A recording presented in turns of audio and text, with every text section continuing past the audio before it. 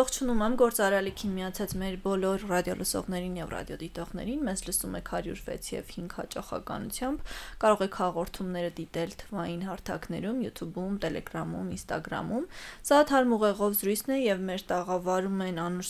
Անուշ Նուրիջանյանը եւ Սեդրակ Պողոսյանը, ովքեր տնտեսվարողներ են։ Մենք այսօր փորձելու ենք խոսել հարկային վերջին փոփոխություններից 25 թվականի հունվարի 1-ից, եթե ես չեմ սխալվում, մի շարք փոփոխություններ տեղի ունեցան, որոնք կարծես թե պիտի նպաստեին գործարարների գործունեությանը, բայց պատկերը, ինչպես հասկանում եմ, բացարձակ այլ տեղ է տանում եւ այլ խնդիրներ են առաջացել։ Առհասարակ այս փոփոխությունները դաշտում ինչ ստեղծեցին, նախ այդտեղից գանք, ու ինչպես ներկայացվեց ձեզ։ Շատ կարճ ժամանակահատվածում որոշվեց, մայիսին որոշվեց կարճ խոսքով, հունիսին ընդունվեց օրենքը, չարվեց ընդհանրապես իրազեկում, ընդհանրապես չասեմ, կարող է ինչ-որ մի կայքում տեղադրվել էր, բայց իրազեկում, չէ որ այս այն շերտն է, որը լուրջ զբաղվել է իրանով ուզում, եթե ինչը վերաբերվում է օրենքներին, սա տնտեսվարող, սա առևտուր եւ այլն, այդ շերտն է մեր բնակչության, որին պետք էր շատ լավ իրազեկում անել, որի հետ նախ պետք էր համաձայնեցնել, խորհրդակցել, խոր ուսումնասիրություն կատարել, շերտի վնասը օգուտը հասկանալ, չարվելուց հետո էլ իրազեկում չեղավ, հունվարի 1-ին մեր համար եղավ ձյուն, սառը ձյուն սենց որ եկավ ու մենք հասկացանք, որ ընկել ենք միտեղ, որտեղ արդեն մի քիչ ուշ է արձագանքելը, բայց փորձում ենք արձագանքենք, դուրս ենք գալի մեր բողոքի ձայնը Հարաբերության հրապարակ ասում ենք, փորձում ենք, դեռ արձագանք չկա, ազգային ժողովում հանդիպելու ժամանակ, երբ որ բարձրացրեցինք 10%-ի վերաբերյալ նախկինում ձեռք բերած ապրանքների մնացորդների վերաբերյալ, այդտեղ ինչ-որ փոփոխություն արեցին, անունը դրեցին աջակցության ծրագիր, որ իմ բոլոր իմացած առևտրականները այդ ծրագրից չեն կարող օգտվել։ Այս պահի դրությամբ ունենք թանկացում թե 10%-ի մասով, թե գույքագրման խնդիրները, թե հաշվապահական ծառայության գնի արժեքի բարձրացում, որովհետև նախկինում ամսվա մեջ մի 2 ժամ հատկացնող հաշվապահ, հիմա օրական այդքան պետք է հատկացներ, բնականաբար անգամներով ավելի աշխատավարձի հարց էր բարձրանում, իր հետևից բերում էր եկամտային հարկ եւ այլ վճարներ։ Իսկ հիմա որ հուլիսի 1-ով այդ ոլորտն էլ է անցնում ավելացած արժեքի հարկի, արդեն այն ինչ բարձրացել էր, անգամ 3, 10%-ը 30%-ին 3 անգամ բեռը մեծանում է։ Այսինքն դրան ոնց պետք է դիմանա տնտեսվարողը, սովորական առևտրով, չէ՞ որ սա խոշոր բիզնեսի մասին չի։ Իսկ ասում եք, որ հանդիպում եք ունեցել, էլ ինչ արձագանքներ կային բացի այդ տոկոսների որոշակի փոփոխությունից, ինչ որ այլ առաջարկներ, տարբերակներ, որ հնարավոր է ձեզ համար մի փոքր իրավիճակը մեղմվի, աջակցման ծրագրեր կարծես թե առաջարկվում է, եթե ես չեմ սխալվում։ Այդ մասով ինչ կասեք։ Աջակցման ծրագիր կոնկրետ առաջարկվում է, այն ինչ որ հիմա կոնկրետ կառավարության որոշումով կա, շրջարկի հետ կապված գույքագրման ապրանքների մասով, որոնք փաստաթղթավորված չեն, 6 ամսյա ժամկետ, որպեսզի հնարավոր լինի ռեալիզացնել այդ ապրանքները։ Ու աջակցությունը կանոնական նրանում, որ եթե առաջի եւ երկրորդ երամսյակների շրջանառության հարկը հաշվարկվում է ու 5%-ից բարձր է կանգնում, այդ տարբերությունը պետությունը փոխհատուցում է, հետ է տալիս։ Բայց իհարկե դրան կան պահանջներ դրված, գույքագրման պահանջն է, որ հունվարի 1-ի դրությամբ պետք է տնտեսվարողը ներկայացնի եւ դիմում։ Ու մի ամսյա ժամկետում արդեն ՊԿ քննարկում է, եթե հասնում է տվյալ տնտեսվարողին աջակցության այդ ծրագիրը, ինքը այդ տարբերությունը 5%-ի եւ իր այն, որը որ մուծել է ինքը, դրա տարբերությունը հետ է վերադարձնում։ Ես ուզում եմ այն ռադիոլսողների ու ռադիոդիտողների համար հարցը ավելի այսպես բացենք, ովքեր գուցե այդքան շատ տեղյակ չեն, թե ինչ է տեղի ունենում, ինչ խնդիրներ է հատկապես առաջացնում սա, այ դուք հաշվապահների մասով էլ նշեցիք, կուզեմ առանձին կետերով փորձենք հասկանալ ինչ դժվարություններ կստեղծի փոքր եւ միջին ձեռնարկությունների համար։ գույքագրումը ինքն իրենից ներկայացնում է մեծ process։ Գույքագրումը նշանակում է ամբողջ քո ապրանքը պահեստում եղած, խանութում եղած, անկախ նրանից ինչ ապրանք է, դա կարող լինի մեքենայի մասեր, դա կարող լինի շինարարական մատերիալ, դա կարող լինի հագուստ, կարող լինի Նախկինում ես չեմ սխալվում, դրանք չէին համարվում, չէ՞։ Նախկինում գույքագրման պահանջ չկար։ Ինքը օրենքի տրամաբանությունը նրա մեջ էր 5%-ի ժամանակ, այսինքն անցած տարվա դրությամբ, որ եթե դուք չունեիք փաստաթղթավորված ապրանք, որպես տույժ, հա, սենց համարենք, դուք վճարում էիք 5% հարկ։ Այն տնտեսվարողները, որոնք ունեին հաշիվ ապրանքագրերով ձեռք բերված ապրանք կամ ներմուծված, այսինքն մաքսայինով ձևակերպված ապրանք, 4.5% նվազեցնելու դեպքում նվազագույն շեմք կար սահմանված 1.5%, այսինքն եթե նույնիսկ դրանից ցածր էր կանգնում հարկը, վճարում էին 1.5%,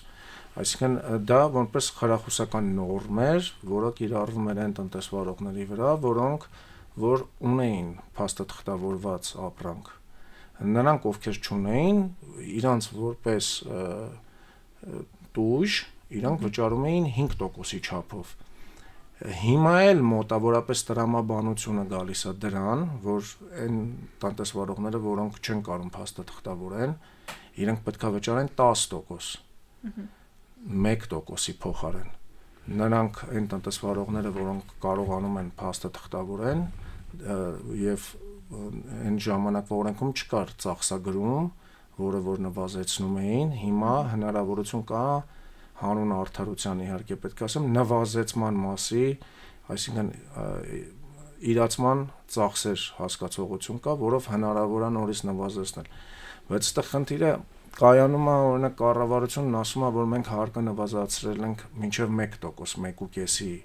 բայց այդ մենակ լինում է այն տնտեսվարողների մոտ, բացի գույքագրման պահանջը իհարկե, ում մոտ որ մարժան քիչ է։ Մեծ մարժայի դեպքում ինքը կրկնապատկվում է, հա, օրինակ ենթադրենք, եթե ինչ-որ թվի վրա բերենք, հա, այդ օրինակը, ենթադրենք հագուստը, կոշիկի ոլորտը ու էլի որոշակի մի քանի ոլորտներ, որոնք կշիռը մեծ է նաև շուկայում, իրանց մարժան մեծ է այն պայմանով, որպեսզի իրանք կարողանան տեղի վարձավճարները տան, այսինքն որ կարողանան ծախսերի տակից դուրս գան։ Հիմա եթե նվազագույնը իրանց մոտ եւ վերցնենք, եթե կրկնապատիկն է մարժան, այսինքն 100% մարժով են աշխատում, ասենք հին օրենքի դեպքում 1000 դրամ ապրանքի վրա փաստաթղթավորված, ինքը կարող էր 4.5% նվազացնել, այսինքն կստանար 45 դրամ նվազացված գումար, եթե կրկնակի վաճառում էր 2000-ի դեպքում, այդ դեպքում կգոյանար 100 դրամ հարկ, այսինքն ինքը կմուծեր 55 դրամը։ Հասկանալի է։ Իսկ հիմիկվա դեպքում ենթադրենք, եթե այդ նույն թվերը վերցնենք, հա, ինքը 9.5% կնվազեցնի, այսինքն 95 դրամ, բայց գոյացած հարկը կլինի 200 դրամ։ Հիմա եթե հանենք 200-ից 95, կստացվի 105։ Հիմա դա տոկոսային հարաբերակցությունը հին շրջանառության հարկի դեպքում կկազմեր 2.75%, իսկ հիմա կկազմի մոտավորապես կրկնակին 5.50-ի կարգի մոտավորապես։ Դե դա արդեն մեծ թիվ է։ Այսինքն, բայց դա խոսքը գնում է նրա դեպքում, երբ որ այդ ապրանքը փաստաթղթավորված է, ինքը ձեռք է բերել հաշիվ ապրանքագրով կամ ինքը ներ է մուծել, այսինքն փաստաթուղթը արկա է, իսկ եթե արկա չի իհարկե, ինքը արդեն 10%-ն է տալու, չհաշված խնդիրը նաև նրա մեջ է, որ եթե մենք այն ժամանակ նայում էինք, որ ինքը 5% է տալու ու դա իրան ստիմուլ պետք է հաղորդի, որ ինքը անցնի փաստաթղթավորման, որպեսզի քիչ հարկ տա, հիմա բացի այն, որ ինքը 10 է տալու, ինքը նաև ստուգման դեպքում, եթե իր մոտ կա չփաստաթղթավորված ապրանք, տուգանվելու են առաջի դեպքում 20%, երկրորդ ստուգման դեպքում մի տարվա մեջ 50%։ Այսինքն ինքը մենակ նենց չի, որ ինքը մտածի, որ լավ, ենթադրենք, եթե ես չունեմ չփաստաթղթավորված ապրանք կամ ձեռք եմ բերում տեղի շուկայից, ֆիզիկական անձից ենթադրենք, ես 10% եմ հարկվելու ու ինքը իր մեջ համակերպվի այդ մտքի հետ։ Հա, Այդքանով սահմանափակվի, այսինքն հիմա եթե մենք դնում ենք պարտադիր փաստաթղթավորման պահը, որ պետք է պարտադիր փաստաթղթավորված լինի, որպեսզի դու 20%-ով այդ ապրանքի արժեքի չտուգանվես, երկրորդ անգամ 50%, այստեղ հարցը առաջանում, այդ դեպքում արդեն ինչի պետք է ինքը 10%-ով հարկվի։ Կամ եթե 10%-ով մենք ենթադրենք պատժում ենք իրան հավասար նույն իր մրցակցի հետ համեմատ, որը որ փաստաթղթավորված է անում գործունեություն, այս մյուսը ոչ փաստաթղթավորված, եթե մենք սրան պատժում ենք նրա համար, որ ինքը 10%-ով տա, հիմա հարց կառաջանա մի հատ էլ 20%, ինչի համար ենք հայտնաբերման դեպքում իրան տուգանում։ Այսինքն մրցակցության իմաստով եւս խնդիրներ են առաջանում այստեղ։ Նայեք, այդ իմ գործընկերը, որ ասում է տուժ 5% անցած տարի, իրականում ինքը ի նկատի ունի մարդկային մոտեցումը, որ եթե փաստաթուղթ չկա, բոլոր դեպքերում չի որ հնարավոր է փաստաթուղթ ունենալ։ Ես ունեմ շատ հետաքրքիր ալիք ապրանք ձեռք բերելու, որտեղից թուղթ չեմ կարող ունենամ, բայց ես ուզում եմ այդ հետաքրքիր ապրանքը ունենամ, ու դա Սադավոդից է։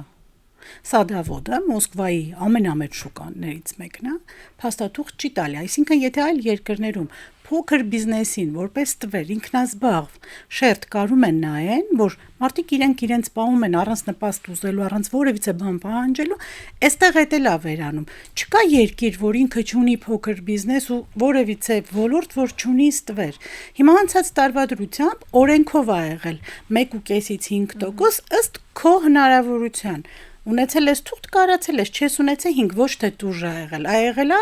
օրենքով։ Օրենքը հանվել 25 թվականի 25 թվականի հունվարին օրենքա դուրս եկել, որը հետադարձ ուժ է ունենում, այսինքն այն ինչ որ անցած տարի եղել է օրենքով, այսօր փաստացի դարել է անօրինական։ Ես անցած տարի իմ ձեռքբերումներին վաճառքի համար 5% տվել եմ, այսօր այդ ապրանքային մնացորդի նկատմամբ 10% է կիրառվում։ Այն որ ասում են աջակցության ծրագիր, փետրվարին ընդունվում է, միջև իրազեկում են գալիս ամարտ, ո՞նց եք կարծում։ Ես հագուստի խանութ եմ։ Ձմեռային ապրանքը ես փետրվար-մարտին վիճակի կլինեմ վաճառեմ։ Միջև հունիսի 1-ն է տալիս, հուլիսի 1-ը։ Միջև հուլիսի 1-ը իմ պահեստում եղած ամառային ապրանքը ես կսպառեմ։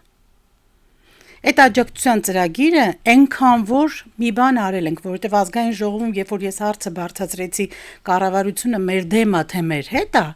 դրան պատասխան չհնչեց, դրան պատասխան եղավ այս մշակումը։ Հետո որոշեցին ուսումնասիրեն առաջի երամսյակի արդյունքները։ Լսում ենք ամեն տեղից, որ ահա որ տուգանում են մարդկանց։ Այս այդ տուգանքը, այդ գումարը կմիացնեն այն շրջարկին, որ իբր հավաքել են ու կասեն շատ բարենպաստ պայմաններով օրենքը մարդիկ ենթարկվում են, մարդկանց դուր է գալի։ 1.5% ստանալ գրեթե անհնար է։ Այո, եթե օգտագործվեր վաճառողի, եթե օգտագործվեր տարածքի վարձակալությունը, որտեղ մեր Հայաստանում անշարժ գույքը շատ բարձր է, թե վաճառքի գինը, թե վարձակալության գինը։ Բոլորս դա գիտենք։ Հիմա մարտի 26-ին դուրս ա եկել լրացում փոփոխության շրջանառության հարկին վերաբերվող լրացումներ, որտեղ սևը սպիտակով ասվում է, որ 121 հոդվածի վրա հղումներ են անում, որտեղ որ ինչն է համարվում իրացման, ինչն է համարվում վարչական ծախսեր։ Այդ փոփոխությունը որ դուրս ա եկել են իմաստով, որ շրջանառության հարկով շրջանառությունից հարկից նվազեցվում են վարչական իրացման ծախսերը հղում տալով 121 հոդվածին 121 հոդվածը ես հա տպել եմ բերել եմ ձեզ համար մենք տպել եք բերել ենք ձեր համար կներկայացնենք 121 հոդվածում չկա վարչական եւ իրացման ծախսերի մեջ աշխատողի աշխատավարձը եւ տարածքի վարձակալությունը։ Այստեղ կա խորհրդատուի աշխատավարձի, հաշվապահի աշխատավարձի, ներկայացուցչական ծախսերի եւ ուսման ուղարկելու դեպքում այդ ծախսերի նվազեցման առևտրական գործունեություն եմ զբաղվում, երևի աշխատողին պիտի ուղարկեմ ուսուցման, այդ ծախսերը կնվազեցնեն, բայց իր աշխատավարձը։ Այն մարդիկ, ովքեր պատահական սկզբունքով ունեցել են աշխատանքի ընդունելու դեպքում գրանցման հայտում ֆիքսած որ աշխատողը լինում է, չէ, խորհրդատու վաճառող գանձապա եւ այլն, այն մարդիկ ում հաստիքի մեջ պատահաբար խորհրդատու բառը եղել է, միգուցե ռիսկ անեն այդ մասով նվազեցնեն։ 121 հոդվածի ոչ մի կետում, որը հավելումով փոփոխություններով դուրս է եկել մարտի 26-25 թվականի, որ ասում է գնա այնտեղ կա, այդտեղ չկա, բայց հարկային տեսչությունը 17 ապրիլին ուղարկում է իրազեկում բոլոր կազմակերպություններին իրենց հարկային էջում իրազեկում, որտեղ ասվում է, որ նվազեցումները պետք է կատարվեն օրենսգրքին համապատասխան։ Հիմա ասեցի օրենսգրքում տարածքի մասին վարձակալության եւ կոնկրետ վաճառողի մասին զրույց չկա, խոսք չկա, բայց իրենք բերում են իրազեկման մեջ օրինակ, ոնց հաշվարկի տնտեսվարողը ու այնտեղ նվազեցվում է։ Այն որ մենք ցույցերին ասում ենք կարկտած օրենք, այս պահին նորից ասում եմ, օրենքը կարկատած է։ Երբ որ զանգ ես տալիս թեժգից հարկային տեսչություն նախկինում, որը երբեք անպատասխան չի թողել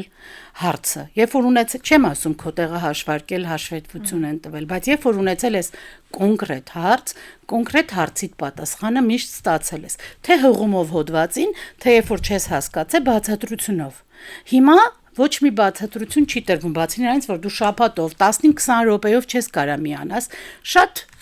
բան ձևով, որ գնացեք այս հոդվածը կարդացեք, պնդելով, որ ես այս հոդվածում չեմ տեսնում դա, ոչ մի պատասխան չենք ստանում։ Նորանոր թանկացումների, տուգանքների, թանկացումների, այսինքն հարց առաջանում իրականում կարծես թե օրենքը ընդունվել է ինչ որ նպաստավոր պայմաններ ստեղծելու համար բացարձակ ոչ ըստ կառավարության բայց արդյունքում բացարձակ այլ պատկեր է ստացվում։ Այո, բացարձակ այլ պատկեր է։ Կարծիքով ինչու հենց այս պահին նման որոշում տեղի ունեցավ։ Հիմքում դուք ինչ որ հարց տեսնում եք, խնդիր, որ միգուցե շուկայի փոփոխություն։ Ես ինչ եմ տեսնում անձամբ իմ տեսանկյունից կարամ ասեմ, ոչ թե իմ ընկերների հայրեն ասեմ, հա, մեր ժողովրդական հայր փող է պետք իրանց։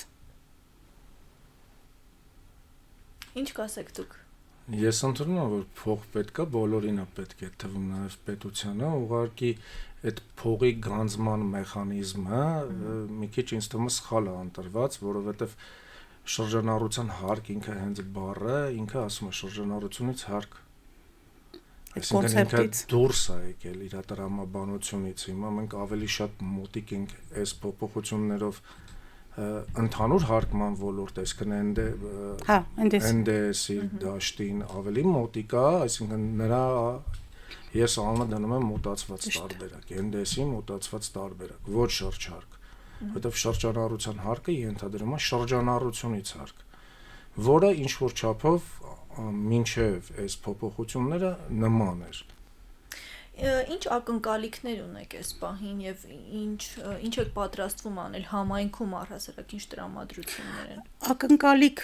այս կառավարությունից, որի հետ փորձում ենք անդադար հարցը բարձրացնենք, մեզ չեն լսում, այս պահի դրությամբ տենց չունենք, բայց հանձնվելու մտադրություն չունենք, մենք քիչ չենք, ուղղակի ինչ որ ոլորտ պարալիզացնելու կամ ինչ որ աղմուկ բարձրացնելու, հա, մենք ուզում ենք տնտեսական հարցը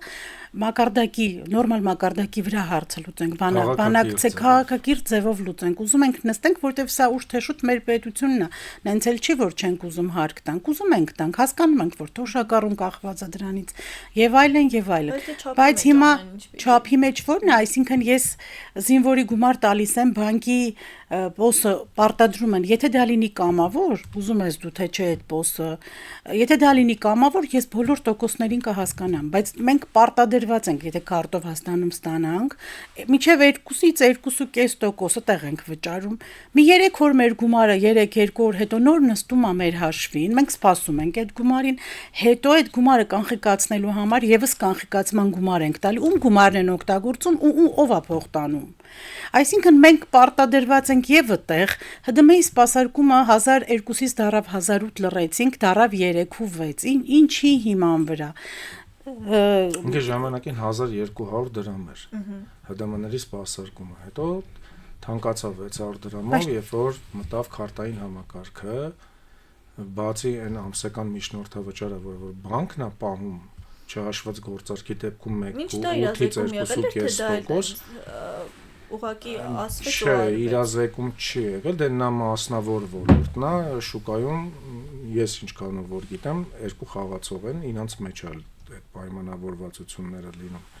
Հիմա կոնկրետ 1800 դառնում է 3600 դարել է։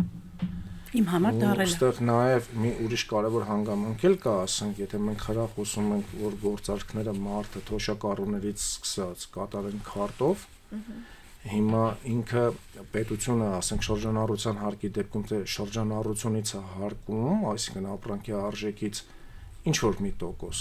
կոնկրետ ասենք անցած տարվա դրությամբ 1.5%, բայց բանկը այդ շրջանառությունից, որը որ անկանխիկ է տեղի ունեցել, ինքը 1.8-ից 2.5% էր պահում, կախված քարտի տեսակից։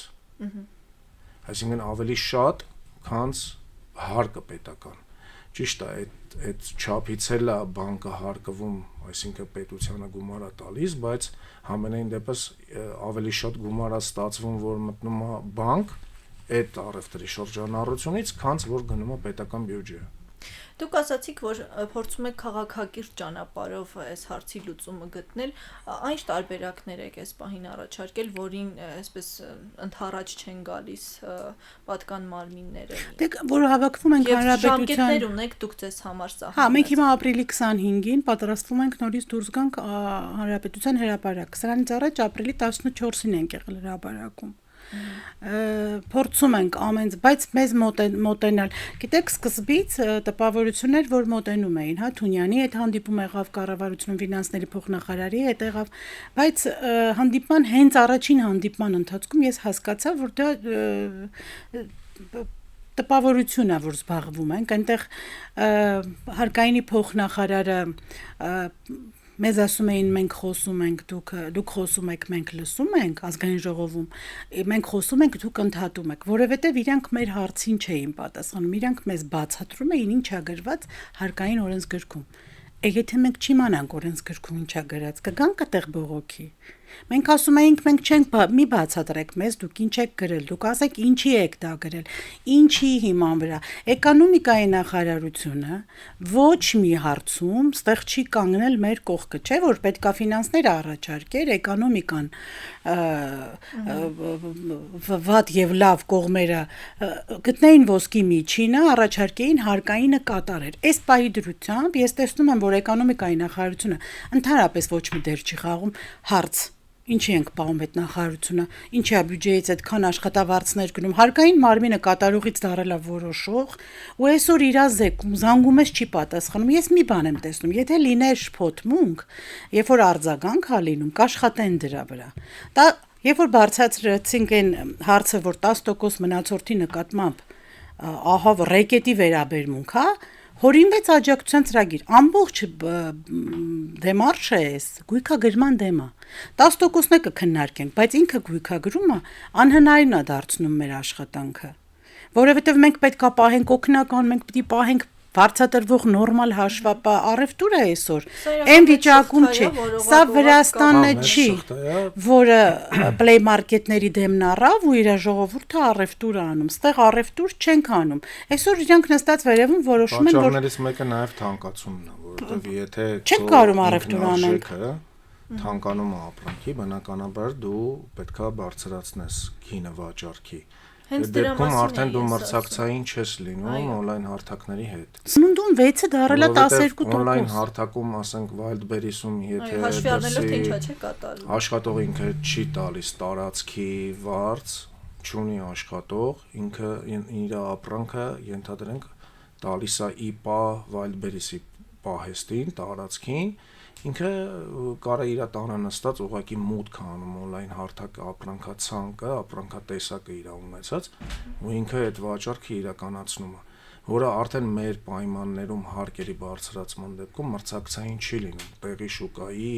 գների հետ։ Այսինքն նա ստացվում է ավելի էժան, իհարկե ոչ բոլոր ապրանքատեսակներին է դա վերաբերվում, էլեկտրոնիկան բարձր է, որովհետև ինքը գնով է բարձր Wildberries-ի միջնորդավճարը, որը որ ինքը գանձում է այդ ապրանքի վաճառքից, այդ ապրանքը թանկացնում է։ Երկրորդը մեր շուկայում էլեկտրոնիկայի մեջ մարժան փոքր թիվ է կազմում, ոչ այնքան, ինչքան որ հագուստի եւ այլն կոշկեղենի մնացածի վերաբերյալ։ Դրա համար Wildberries-ում նմանատիպ ապրանքատեսակ է, էլեկտրոնիկան, համակարգչային տեխնիկան եւ այլն ավելի թանկ է ստացվում, քան մեր շուկայում, բայց մնացած մասը տնտեսական որոշակի ապրանքախումբ, հագուստի ոլորտը, կոշկեղենի եւ այլն ավելի էժան են, ավելի գինը ցածր է ստացվում, քան մեր շուկայում։ Դա էլ ասում եմ պայմանավորված է նրանով, որ մեր մոտ տնտեսվարողները, այսինքն եթե ինքը տարածք է վարձակալում, հա, կլինի առևտրի կենտրոնում, թե խանութ է վարձակալում, գինը բարձր է։ Այդ դեպքում ինքը պետք է մարժան մեծ մարժայի վրա աշխատի, ասենք մենք էլ չէ լինում է, որ կարող է ասենք քայլում ենք փողոցում, տեսնում ենք 70% զեղչ։ 70% զեղչ ինքը պարզ է, չէ, 20% մարժայի դեպքում չի կարա, այսինքն այդ ոլորտում մարժան մեծ է, որի դեպքում հնարավոր է 70% զեղչել։ Իսկ մեծ մարժայի դեպքում արդեն խնդիրը առաջանում այս 10%-ի ու 9.5% նվազեցման դեպքում։ Բացի այդ խոսքը գնաց գույքագրման մասին, ապրանքների փաստաթղթավորման, հա, կան ոլորտներ, որտեղ հնարավոր չի, որովհետև տնտեսվարողը արդյունքում ինքը գնում է այլ ապրանք, վաճառում է այլ ապրանք։ Օրինակ խոսքը վթարված մեքենաների, հա, այդ որ մենք ասում ենք խոսակցական ռասկուլաչիտ, հա, եթե մարդը առնում է, քանդում է, որտեղ ինքը որպես վթարված մեքենա առնում է, բայց ինքը վաճառում է այդ մեքենայի դետալները, այսինքն պատկերը բացարձակ հա, ինքը որ դետալը լավը կլինի, ինքը փոխակերպվում է, ուրիշ բանի է փոխակերպվում, հա, արդեն այդ դեպքում այդ մարդու մոտ, ասենք, չգիտեմ, անվա դողի կամ անվա հեծի փաստաթուղթ չի կարա լինի, որովհետև դա նրա բաղկացուցիչ մասն էր, ինչը որ ինքը գնել է։ Ասենք ոլորտ, որը վերաբերվում է համակարգիչներին, ասենք օգտագործած համակարգիչներին, որոնք որ մարդիկ էլի առնում են, քանդում են, վաճառում են մաս, ինքը ասենք առնում է արկղ, որի մեջ կա, ասենք 5, 6, 7 բաղկացուցիչ առանձին դետալներ, ինքը վաճառում է այդ առանձին բաղկացուցիչ մասը, ոչ ընդհանուրը, ինչը որ ինքը առել է։ Այսինքն նրա համար էլ ինքը չի կարա ստանա որպես տեսակ փաստաթղթի, որը որ էլի խնդիր է, այսինքն այդ դեպքում ինքը եթե նույնիսկ համակերպվի, որ 10% է տալու այդ դեպքում, որովհետև փաստաթուղթ ֆակտ հնարավոր չի արդեն, ինքը որ ուզենա էլ չի կարա, ինքը մի հատ էլ տուգանքի վտանգի առաջականգնած, որովհետև դրա մասով ինքը պետքա տուգանվի այդ շուկայական արժեքի 20%-ի դեպքում։ Շատ լավ, կարծում եմ մենք անդրադարձանք բոլոր հարցերին, այն ինչ որ բարձ էր, մեր եթերաժամանակն էլ մոտենում է ավարտին, եթե կոչ խոսք ունեք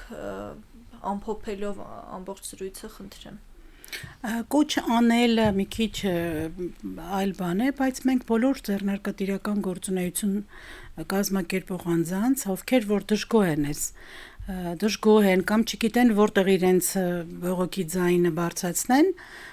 հրավիրում ենք Հանրապետության հրապարակ ապրիլի 25-ին ժամը 11-ին բարձրաձայնելու բոլորս մի ամուր բարձրաձայնելու մեր դժգոհությունը, միգուցե լսելի դարձնենք։ Դուք հավելելու բան ունեք։ Չէ։